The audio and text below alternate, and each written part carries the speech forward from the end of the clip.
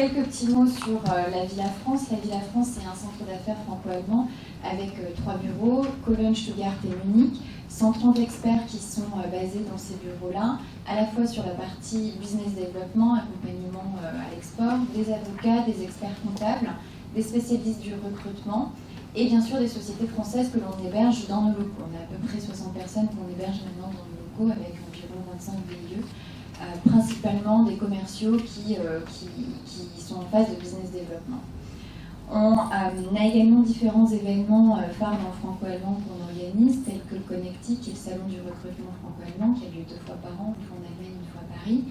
La dernière édition était le 1er avril à Paris, on avait à peu près 70 exposants, 1200 candidats qui étaient présents. Et donc c'est vraiment une plateforme pour pouvoir rencontrer à la fois des profils juniors et des profils un petit peu plus seniors.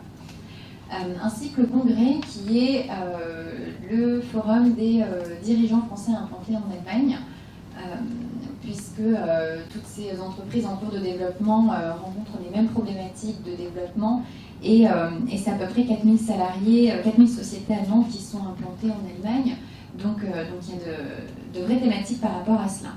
La prochaine édition sera fin septembre à Cologne.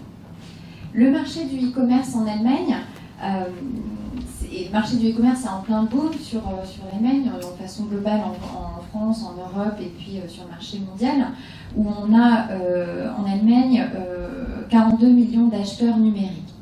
C'est un peu plus de 52% de la population nationale et 73% de la population des 14-69 ans.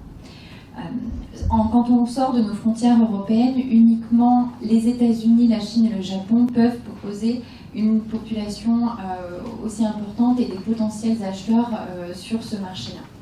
Donc c'est vraiment un vecteur de croissance pour les sociétés qui sont en cours de développement. Quand on regarde les différents sondages, c'est l'association qui est sur les commerçants sur Internet qui estime que plus de la moitié du PIB allemand en 2017 sera généré par le e-commerce. Donc c'est un facteur de succès pour les sociétés qui réussissent à se positionner là-dessus. Et puis le potentiel également se situe au niveau du pouvoir d'achat, puisque les consommateurs allemands dépensent en moyenne 1200 € par an sur leur commerce électronique. C'est 150 € de plus chaque année, avec une croissance qui est assez importante. L'autre vecteur à prendre en considération, c'est la population, la pyramide des âges. Bien entendu que toute la population jeune est constamment connectée, mais en Allemagne, on connaît tous le phénomène de la population vieillissante avec la silver economy, où on a un vrai potentiel pour ces consommateurs-là, qui sont de plus en plus connectés et qui sont en attente et en demande par rapport à cela. La classe d'âge de plus de 55 ans est en passe de devenir la vraie cible sur le volet e-commerce. Pour continuer, quelques leaders sur le e-commerce en Allemagne. Donc bien sûr, on retrouve des sociétés comme Amazon, mais il y a également des entreprises, des plus jeunes entreprises allemandes qui ont réussi à percer, comme par exemple Westin, qui est une société qui a été créée en 2011, et qui, au cours de ces deux premières années d'exploitation, a généré plus de 60 millions d'euros. Les acheteurs, alors je ne sais pas si vous arrivez à voir ça en allemand en plus, de toute façon, ont consacré en moyenne 60% de leur budget sur toute la partie achat de vêtements et de chaussures, textiles, habillement, etc. Quand on regarde l'ensemble des statistiques en termes de dépenses sur le marché en ligne, c'est les entreprises allemandes empochent à peu près 1 € sur 6 par le biais du commerce en ligne, que ce soit directement ou indirectement, puisque beaucoup d'actes de vente, même en magasin, sont déclenchés par une première visite sur les sites internet. Au niveau des modes de consommation, la clientèle exige de plus en plus des transactions multicanaux au niveau de la recherche des produits, de l'achat, du service avant et après-vente, des retours des produits, etc. Ils veulent pouvoir faire leur achat un petit peu où ils veulent, quand ils le veulent, à n'importe quel moment et de pouvoir les suivre sur n'importe quel support. Et d'où un petit peu le développement du commerce mobile où les smartphones et les tablettes jouent un rôle crucial dans le processus de décision et l'achat électronique.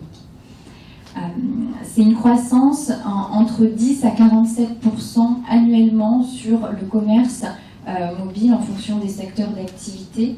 Et c'est à peu près 6% des utilisateurs de smartphones qui finalisent leur acte de vente via leur smartphone et leur tablette électronique.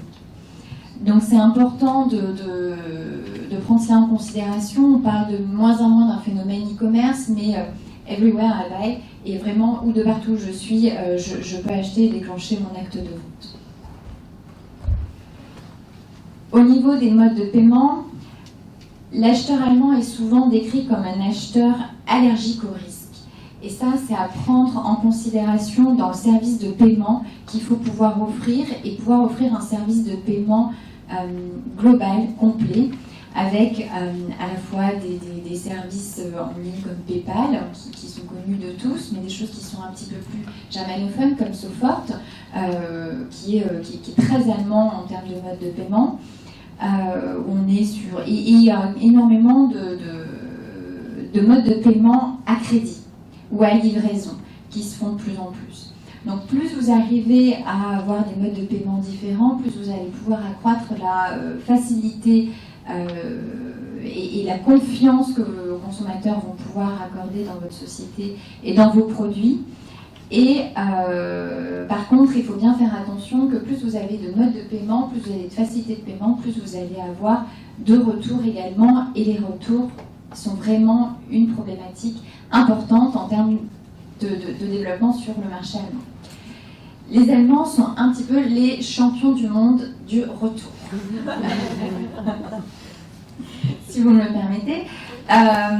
Donc en termes de stratégie, c'est important de prendre en considération cela, puisque ça va avoir des impacts en termes de coûts, en termes d'approche marché aussi. Et donc le but est de pouvoir diminuer un petit peu ce taux de retour avec différentes astuces, différents moyens. Donc le premier, ça va être d'avoir un descriptif produit et des images les plus réalistes possibles. Ce qui est très apprécié, c'est tous les systèmes à 360 degrés. Consommateur allemand est un consommateur averti, donc plus vous allez avoir un descriptif détaillé, voire technique, vous allez pouvoir lui apporter de la confiance et éviter qu'il soit déçu au moment de la réception des produits. Vous avez aussi toute la question des guides détails et des recommandations. Qui a jamais acheté une paire de chaussures en 40 et puis on sait tous que sur 3 marques différentes, les tailles sont différentes aussi. Donc conseillez vos consommateurs pour leur, surtout dans toute la partie textile, pour leur dire une taille au-dessus, une taille en dessous, etc. Vérifiez le panier d'achat. Toutes les entreprises qui ont plus de 500 commandes par mois vérifient systématiquement les paniers d'achat. Bien sûr que vous ne pouvez pas dire à empêcher votre consommateur d'acheter 4 produits similaires, mais dans des caractéristiques différentes, que ce soit si on reprend le textile en termes de tailles différentes. Mais vous allez savoir que si une personne commande 4 robes similaires, mais dans 4 robes différentes, vous allez en avoir 3 qui vont retourner. Donc rien ne vous empêche d'appeler ce consommateur-là et de lui donner vos recommandations, vos conseils, savoir si peut-être il y a eu une erreur, ce qui est quand même assez rare, mais de conseiller pour gérer un petit peu mieux ça.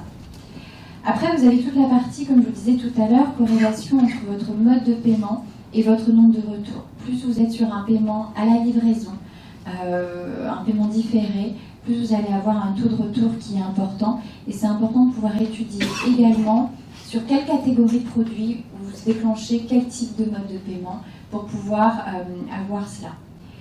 Bien connaître ses clients, savoir pourquoi ils font ces retours-là, échanger avec eux sur les raisons de leur retour pour pouvoir vous améliorer. Parfois, vous pouvez avoir tout correctement établi, que ce soit sur votre site web, sur la communication, sur les descriptifs produits, mais vous allez avoir une problématique qui sera sur la livraison, et cette livraison est peut-être indépendante de votre fait. Donc c'est important de pouvoir l'identifier, que la problématique vient peut-être de votre mode de livraison, et là vous pouvez changer de partenaire ou adapter l'ensemble. Les délais de livraison, plus vos délais de livraison vont être courts, plus vous allez diminuer vos taux de retour. Comme je vous disais, les achats impulsifs sont plutôt rares en Allemagne, même s'ils se font quand même, mais ils sont plutôt liés à un besoin. Si par exemple vous allez avoir besoin d'aiguilles à tricoter, une personne a besoin d'aiguilles à tricoter, elle commande un livre, elle le reçoit 15 jours plus tard. Si par hasard elle passe devant une bibliothèque, va trouver un livre qui va lui apporter l'ensemble des solutions, elle aura acheté entre-temps et vous allez avoir votre retour, votre produit en retour. Donc pensez à des délais de livraison courts. Tout ce qui est disponibilité également, il est important, bien sûr qu'on ne peut pas avoir tout un tas de références en stock, mais il est important de pouvoir informer votre consommateur en amont du processus d'achat. Ce n'est pas au moment où il va cliquer pour payer qu'il y aura indiqué malheureusement plus disponible, mais bien en avant, et ça vous permettra également de pouvoir gérer l'ensemble de votre chaîne de valeur, de votre processus de livraison, de votre gestion de stock, et donc d'être plus efficace et d'éviter des erreurs aussi en termes de livraison, parce qu'il n'y a rien de pire non plus que d'être déçu quand on ne reçoit pas le bon produit à son domicile.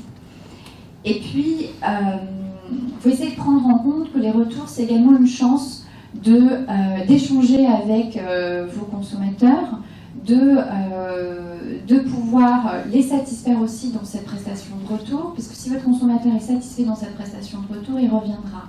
Si vous avez réussi à échanger avec lui et à faire en sorte que la prestation de retour fonctionne très bien, il n'y aura pas de problème pour qu'il revienne une deuxième fois. Par contre, si il y a des difficultés à ce moment-là, vous aurez certaines difficultés à le mobiliser par la suite sur un deuxième acte de vente. Quelques mots sur toute la partie commerce sociétal qui est encore un petit peu embryonnaire, puisque c'est au niveau de la vente en détail sur le commerce mondial, c'est uniquement 30 milliards d'euros en 2015. Par contre, le commerce sociétal connaît un développement assez important et toutes les grandes entreprises sont présentes sur Facebook, sur LinkedIn, sur Pinterest, etc. Et on voit même apparaître sur certains sites comme Pinterest ou sur Instagram des boutons Shop Now. Et du coup, de pouvoir avoir aussi toute la partie gift sociétal, cadeau sociétal, où via ce commerce sociétal, vous allez pouvoir déclencher des visites sur votre site internet, des référencements clients, et donc développer et générer un acte de vente plus important. Quelques mots sur les facteurs un petit peu clés de réussite sur le marché allemand dans le e-commerce et quelles sont un petit peu les attentes des consommateurs allemands. Ça reprend un peu ce qu'on disait tout à l'heure. À la fois la gamme de produits, la présentation, on voyait 360 degrés, la technologie 3D qui est à utiliser. Tout ce qui est usability, tout ce qui est facilité d'utilisation, plus votre site sera facile à lire, à utiliser, ça sera plus facile. Les services que vous allez avoir en annexe, avec les délais de réaction qui sont très courts, envoyer un email de confirmation par la suite, pouvoir répondre en allemand à vos consommateurs et de façon assez rapide. Les coûts de livraison faibles, avec des délais de retour qui sont gratuits, puisque les retours des marchandises sont gratuits sous 14 jours en Allemagne, après la date d'achat. Tout ce qui est sécurité, les consommateurs allemands ont besoin de beaucoup de sécurité, que ce soit au niveau de leurs données personnelles ou au niveau des modes de paiement. L'appréciation des produits, plus vous allez pouvoir avoir des commentaires de vos propres clients, donnant leurs propres expériences qui sont principalement positives, c'est mieux quand même, sur les actes d'achat seront appréciés. Tout ce qui est mode de recherche, navigation, avoir un navigateur intelligent, puisque bien prendre en compte qu'il y a des fautes de frappe, des fautes d'orthographe, des nominations différentes également lorsque l'on fait une recherche. L'acte de vente peut avoir lieu uniquement lorsqu'on se sent bien et qu'on peut chercher facilement un produit. Les modes de paiement, on en a parlé. Et puis, bien prendre en considération qu'il y a la partie online et la partie offline. Un site internet, c'est bien, mais il n'y a pas que ça. Si vous avez un site internet le meilleur qui soit, si vous n'avez pas de référencement, si vous n'avez pas de visiteurs sur ce site internet, il ne sert à rien. Donc il faut bien prendre en compte toute la partie marketing. Bien sûr que toutes les entreprises n'ont pas forcément le budget d'avoir une publicité à la télévision, même quand elle est locale. Mais par contre, souvent, on oublie d'avoir le lien sur son pied de page, sur son adresse email, sur les voitures des commerciaux, etc. Donc il faut vraiment penser à l'ensemble des outils qui vont être à votre disposition Et puis toute la partie juridique, parce que les conditions générales de vente sont complètement différentes en Allemagne qu'en France. Pensez aux avocats franco-allemands qui vont pouvoir vous aider là-dessus. Et juste pour conclure, je dirais quelque chose qui est très important, c'est toute la partie germanisation de l'offre et d'avoir des profils germanophones.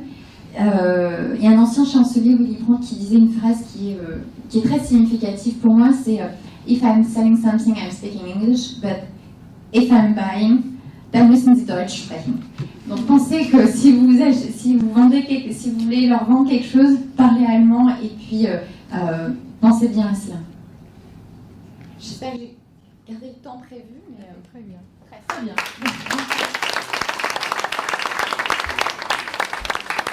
Merci beaucoup, Madame Deves.